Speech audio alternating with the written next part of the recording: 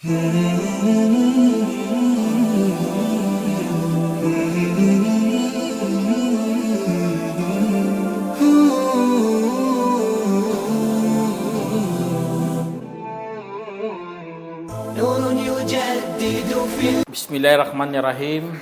Assalatu wassalam ala asyrafil salin wa ala alihi wa ashabi ajma'in. Amma ba'd. Assalamualaikum warahmatullahi wabarakatuh. Mga kapatid sa Islam, nandito naman po tayo para magbigay ng Islamikong pagpapayo patungkol ito sa tafsir. Umabot na po tayo sa Surah Fussilat, verse 15. Sabi ng Allah subhanahu wa ta'ala, A'udhu billahi minash shaitanir rajim, fa amma adun fastakbaru fil ardi bighairil haqqi wa qalu man ashaddu minna quwwa awalam yarau anna Allaha alladhi khalaqahum wa ashaddu minhum quwwa wa kanu bi ayatina yajhadun. Sa sinabi ng Allah subhanahu wa ta'ala sa 50, sabi niya, at tungkol naman kina Ad ay nagmalaki sila sa kalupaan. Mga Ad, mga kapatid, yun po sila mga katribo ni Propeta Hud alayhi salam.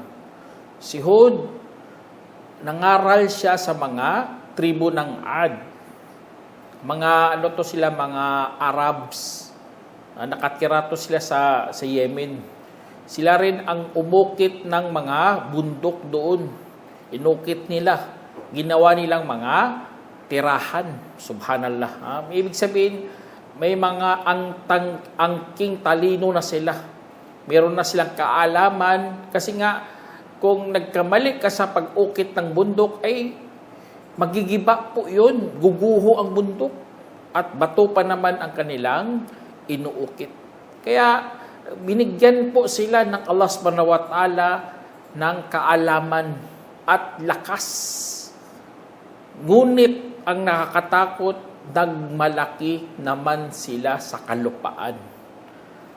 Nawala naman silang karapatan. Ganun talaga yung tao eh. Kapag nakatikim ng mga ganito, nagkaroon siya ng magandang kalusugan. Nagkaroon siya ng yaman. Nagkaroon siya ng tamang pag-iisip. Talino. O ano pa dyan mga bagay na mga kaloob ng Allah. Nakakalimot na sila sa Diyos. At doon na sila nagsisimulang magmalaki. A'udhu billah. Kaya binabanggit ito ng Allah subhanahu wa ta'ala para makakuha po tayo ng aral. Para hindi natin sila gayahin. Kasi nga, nagmalaki sila na walang karapatan, na hindi sila inutusan. Ibig sabihin, lumabag talaga sila sa batas ng Allah. At nagsabi pa, tignan nyo sa sobrang pagmamalaki nila, isa sa mga pagyayabang nila, sino pa kaya ang nakakahigit kaysa sa amin sa lakas? Subhanallah, tignan nyo. Sinong mas malakas kaysa sa amin? Ganun na ganun ang sinabi ng mga Ad. A'udzubillah. Hindi pa ba nila namamasdan na si Allah ang yaong lumikha sa kanila, na siya ang nakakahigit kaysa sa kanila sa lakas? At dati sila sa aming mga palatandaan ay tumatanggi. Kaya ganun ang dapat gawing pag-iisip ng tao, mga kapatid, na iisipin niya na mas malakas ang Diyos, mas makapangyarihan si Allah. Siya ang lumikha sa atin. Ganun dapat pag-iisip natin. Sila hindi. Pinutol na nila ang kapangyarihan ng Diyos. Parang tinanggalan nilang karapatan ang tagapaglikha na dapat siya kilalanin, dapat siya sambahin. Wala, pinutol nila lahat yan. At nagyabang pa talaga, nagmalaki pa sila. Kaya hindi ba nila namasdan yan? Hindi ba nila nakita yan? Kaya kung sa panahon natin, dapat ganun din ang pag-iisip ng mga nagkaroon ng yaman, nagkaroon ng kapangyarihan, dapat isipin nila na merong Diyos talaga. Para hindi hahantong ang iyong kalagayan katulad ng ginawa ng mga Ad. At sila sa mga palatandaan ng Allah ay tumatanggi. Yun ang kinahinatnan, mga kapatid. Kinahinatnan ng mga taong nagyabang, nagmalaki, ay talagang itatanggi nila ang mga ayatullah, ang mga palatandaan ng Allah. Hindi na sila makikinig sa mga batas, hindi na sila makikinig sa mga pangaral, hindi na sila nakikinig sa mga maaalam, hindi na sila kinukonsensya, hindi na sila makakakita ng mga tanda ng Allah, nakikita na lang nila mga nature, nakikita lang nila kagandahan ng karagatan. Wala, puputol na kasi ang ang mga palatandaan ng Diyos. Bagkus mga iniwang bakas ng Allah. Hindi nila napapansin yan kasi nga putol nga ang kanilang ginagawa. Kaya natuloy tinawag silang mga palatanggi sa mga palatandaan ng Allah subhanahu wa ta'ala. Kaya sa kwento dito, mga kapatid, dahil sa kanilang ginawang pagyayabang, sa ginawa nila mga pagmamataas, ayaw nila tanggapin si Hud, nangaral, tinuruan na sila, gagawin pa silang mga dalisay, wala, hindi nila sinunod. Sa kwento, sabi dito ng Allah, فَأَرْسَلْنَا عَلَيْهِمْ رِيحًا سَرْسَرًا فِي أَيَّامٍ tahisatin yudhikahum adhabal khizyi fil hayatid dunya wala adhabul akhirati akhza wa hum la yunsarun. Sa sinabi ng Allah subhanahu wa ta'ala sa banal na Quran, kaya pinadalhan namin sila ng isang umuugong na hangin sa mga araw na kasawian upang ipapalasap namin sa kanila ang kahihiyan sa buhay sa mundo at ang kaparusahan sa kabilang buhay ay sadyang mas nakakahiya habang hindi sila matutulungan. Subhanallah, nakakatakot pala ng kanilang mga kahinatnan. Kahinatnan ng mga mapagmalaki, mga mutakabbirun. Kahinatnan nila dito, pinadalhan sila ng umuugong. Anong klase umuugong yun? Sa atin, napansin natin yan, mga bagyo, buwawi. Hindi natin alam anong umuugong kasi ito lang ang describe sa atin at yan lang ang ating nakita di sa panahon natin. Bagyo, ano pa dyan? Umuugong na hangin. Tapos sa mga araw na kasawian, ibig sabihin, tuloy-tuloy. Hindi isang araw lang, dalawang araw, hindi. May mga araw na kasawian. Pinalasap talaga sa kanila ng Allah subhanahu wa ta'ala. Kaya ang kanilang lugar, nawala to sila sa mapa eh. Kasi grabe ang parusa ng Allah subhanahu wa ta'ala. Binuhusan talaga sila ng parusa ng Allah subhanahu wa ta'ala. Kaya kahit saan man sila napunta, mga kapatid, dahil sa ganitong parusa ng Allah subhanahu wa ta'ala, hangin lang. Kahit ang bahay mo gawa sa bato, kahit bahay mo, kahit ginawa mo super armored, grabe. Pero dahil sa parusa ng Allah, wala kang lusot, wala kang matatakasan. Kaya kasawian nga yung tawag dito. Kasi nga ang gusto ng Allah, ipapalasap sa kanila ang kahihiyan dito sa mundo. Bunga ng kanilang mga pinagsasabi. Kasi sobrang yabang eh. Kung sa pagyayabang pa, ganito ang sasabihin mo, subhanallah. Alam mo mga ad na ito, mga kapatid, marami silang sinakop.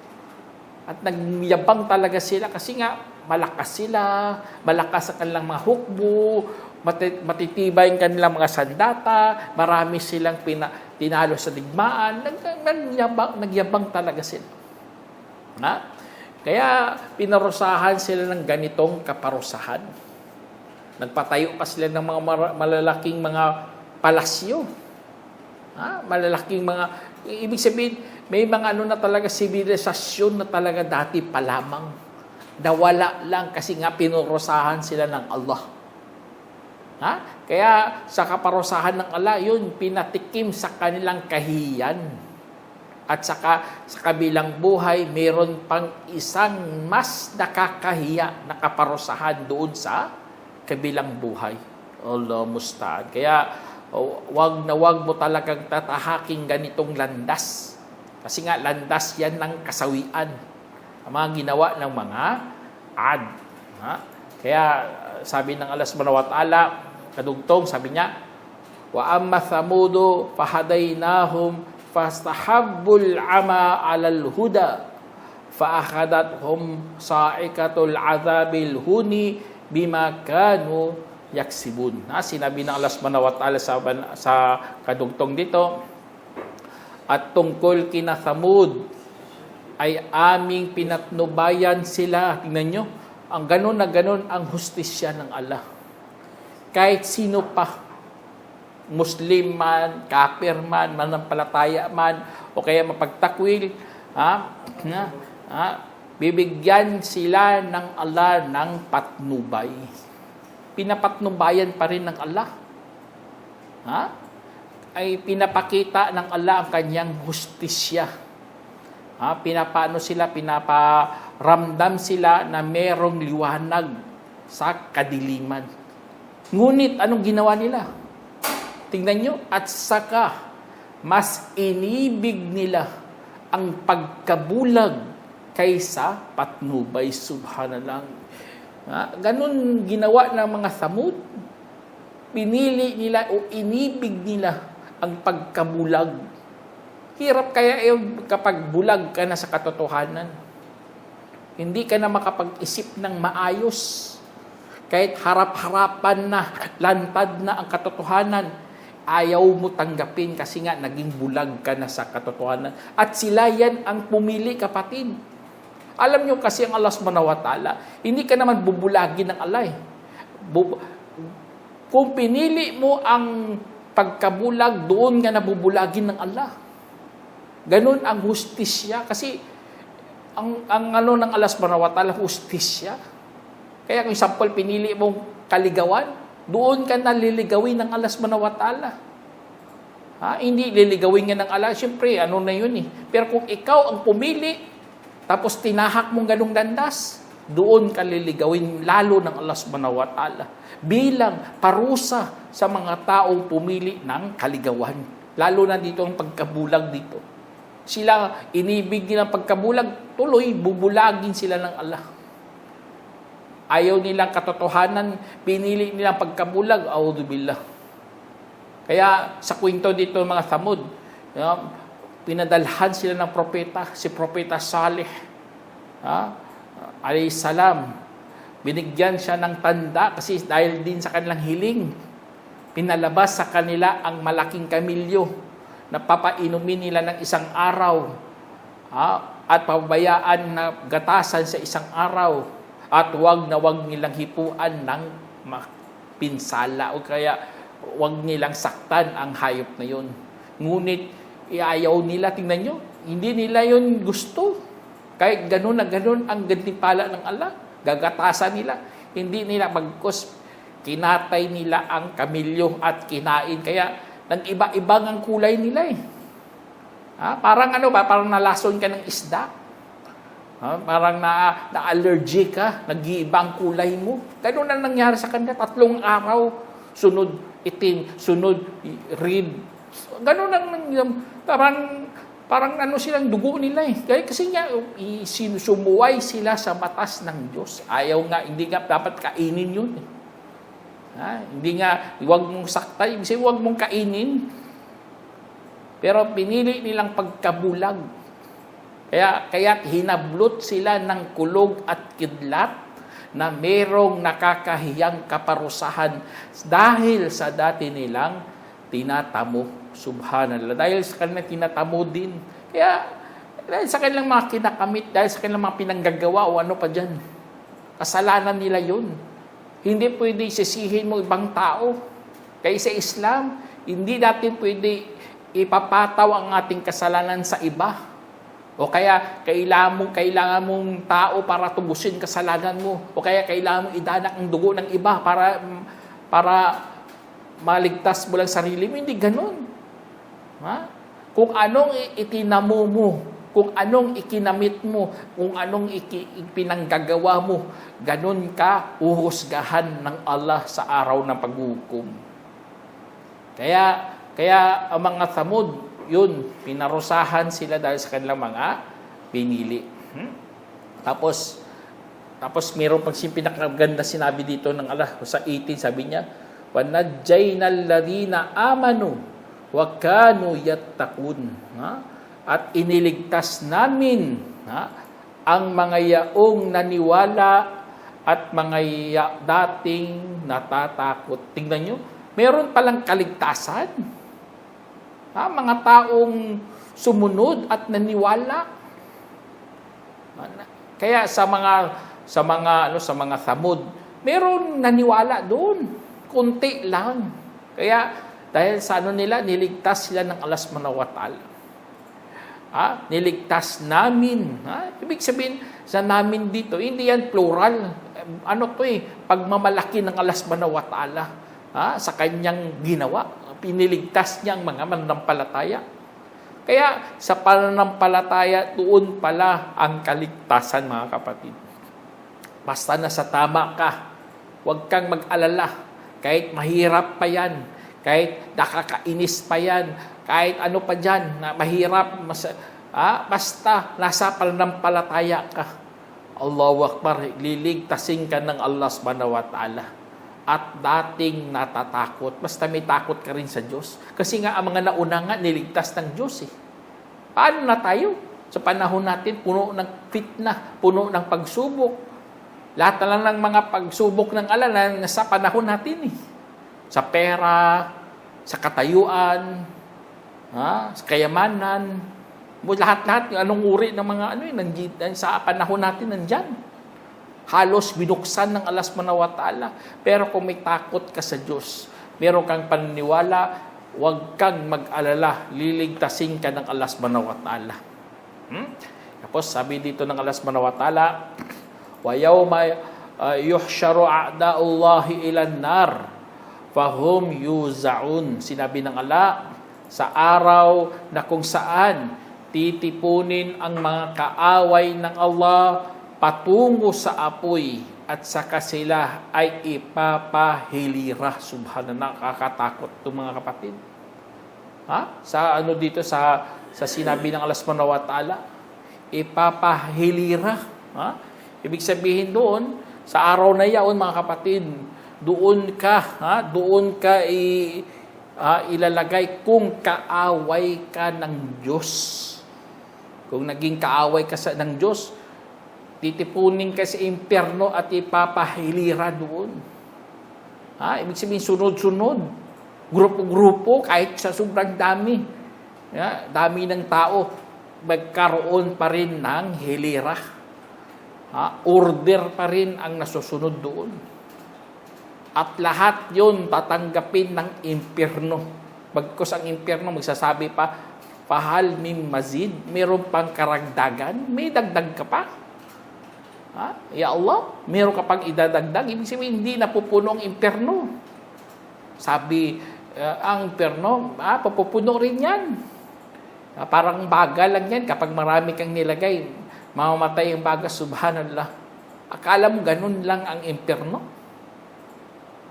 Talamsik pa lang nga, parang kastilyo kalaki. Tingnan nyo, talamsik ng apoy. Ang kanyang spark, parang mga kastilyo. Paano na sa ilalim? Sobrang lawak, sobrang laki, sobrang dakila. Pagkagagawa ng Allah subhanahu wa ta'ala sa apoy ng impyerno. Tapos ito pa mga kapatid, dahil kalaban ka ng Allah, dahil parorosahan ka ng Allah, Sabi dito ng Allah subhanahu wa ta'ala, hatta idha ja'uha syahida alaihim sam'uhum wa absaruhum wa juluduhum bima kanu ya'malun. Sinabi ng Allah dito, hanggang sa kapag dumating sila doon, ay magsasaksi laban sa kanilang paningin, ang kanilang pandinig at mga paningin at kanilang balat ayon sa dati nilang ginagawa. Subhanallah. Ang mga kaaway ng Allah magkaroon ng mga saksi laban sa kanila. Kanilang mga pandinig. Kaya ang mga gumagawa ng mga katiwalian dito sa mundo, katulad ng naririnig dati sa balita, kapag tinuturo na sila, i-deny nila, itatakwil nila, ikakaila nila. Pero sa araw ng paghukom, hindi ganun ang mangyayari. Ang mangyayari, ang sarili mong katawan, sarili mong bahagi ng iyong katawan, ang iyong pandinig, iyong paningin, at ang iyong balat. Tingnan, subhanallah. Anong nakakatakot na tanawin po ito, mga kapatid? Kasi magsasaksi ang iyong mga parte ng iyong katawan. Tapos, ang sinabi dito ng Allah, وَقَالُوا لِجُلُودِهِمْ لِمَا شَهِدْتُمْ عَلَيْنَا قَالُوا أَنْتَقَنَا اللَّهُ الَّذِي أَنْتَقَ كُلَّ شَيْءٍ وَهُوَ خَلَقَكُمْ أَوَّلَ مَرَّةٍ وَإِلَيْهِ تُرْجَعُونَ. Sinabi ng Allah. At sabihin nila, tingnan niyo, magsasalita sila. Para sasabihin nila, tingnan niyo, sasabihin ng mga tao na yun, mga kalaban, sabihin nila para sa kanilang mga balat, bakit nga ba kayo'y sumaksi laban sa amin? Sabihin nila, pinasalita kasi kami ni Allah ang yaong nagpapasalita sa lahat ng bagay, at siya ang lumikha sa inyo sa unang pagkakataon, at sa Kanya rin kayo pababalikin. Kaya tingnan nyo, mga kapatid, ganun na ganun ang pangatwiran ng mga sumaksi. Pinasalita kasi kami ng Allah. Kaya napakatibay na pinakamatibay na katibayan talaga. Bakit sila sumaksi? Kasi nga pinasalita sila ng Allah. Ibig sabihin, ang ating parte ng katawan mo ito, hindi mo pala ito hawak, hindi mo ito kontrolado. Akala mo, katawan mo, kontrolado mo yan. Binigyan ka lang ng Allah ng kaluwagan. Binigyan ka lang ng kapahintulutan. Hindi mo yan kontrol, kapatid. Kasi sa araw paghukom, magsasalita laban sa iyo yan. Ngayon, hindi lang sila pinahintulutan magsalita. Kung magsasalita lang yan, mga katawan mo, mga balat mo, pandinig mo, subhanallah, siguro halos sisi lang ang maririnig mo. Halos marinig mo mga panunumbat nila. Pero hindi yan pinasalita. Pero sa araw paghukom, sila po ay magsasalita ng katotohanan. Lahat yan sila magsasalita. Katotohanan sasabihin nila sa iyo o laban sa iyo. Kaya sana ipanalangin natin kay Allah subhanahu wa ta'ala na ang ating mga katawan na ito ay magsasalita para sa atin, hindi laban sa atin. Kasi nga nakakalungkot kung iisipin mo, mga kapatid, ang iyong dila, sa'yo, iyon lang dila control mo eh. Yun lang ang tutulong sa'yo. Pero ang iba mong katawan, hindi mo yan sila kakampi.